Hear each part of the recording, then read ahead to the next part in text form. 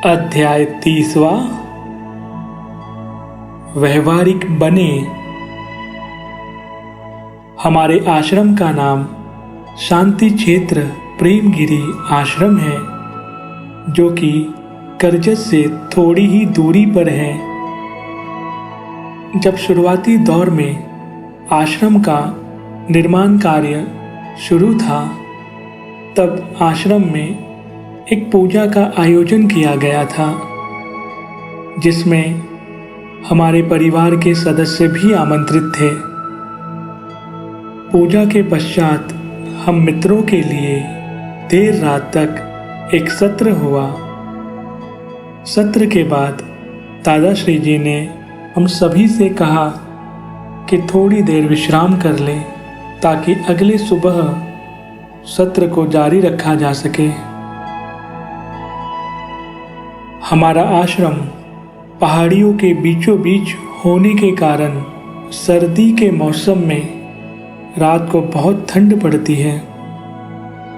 दादाश्री जी अपने कुटीर में गए और हम भी ध्यान मंथन क्षेत्र में सो गए। थोड़ी देर बाद मेरी माँ उठी। उन्होंने दादाश्री जी को आश्रम के आसपास टहलते हुए देखा। वे आश्चर्यचकित हुई। वे दादाश्री जी के पास गई और उन्होंने पूछा कि आप इतनी रात्रि को क्यों टहल रहे हैं।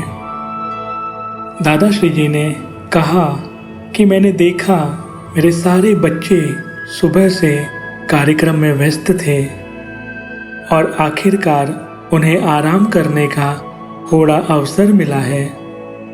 अभी आश्रम का निर्माण पूरा नहीं हुआ है, इसलिए इस खुली जगह पर विविध प्रकार के कीड़े, सर्प, बिच्छू यहाँ घूमते हैं। मैं चाहता हूँ कि इन बच्चों की नींद में कोई बाधा न आए, इसलिए मैं स्वयं आश्रम के चक्कर लगा रहा हूँ।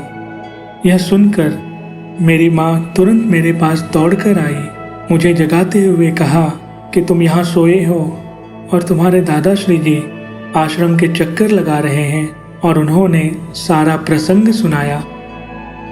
यह सुनने के बाद मैं स्वयं को रोक न सका और ध्यान मंथन क्षेत्र से दौड़ते हुए बाहर आया। जब तक मैं दादाश्री जी के पास पहुंचा, सर्दी के कारण जोर जोर से सांसें ले रहा था। वह मुख से कुछ कह नहीं पा रहा था। जैसे ही मेरे सांसें थमी, मैंने दादाश्री जी से विश्राम करने को कहा, परंतु दादाश्री जी ने मना कर दिया। फिर मैंने बाकी सभी मित्रों को नींद से जगाया और उन्हें पूरी बात बताई। यह हम सभी के लिए एक भाव विभोर पल था और एक बड़ी सीख भी। दादाश्री जी ने हमारी रक्षा करने के लिए व्यवहारिक कदम उठाए।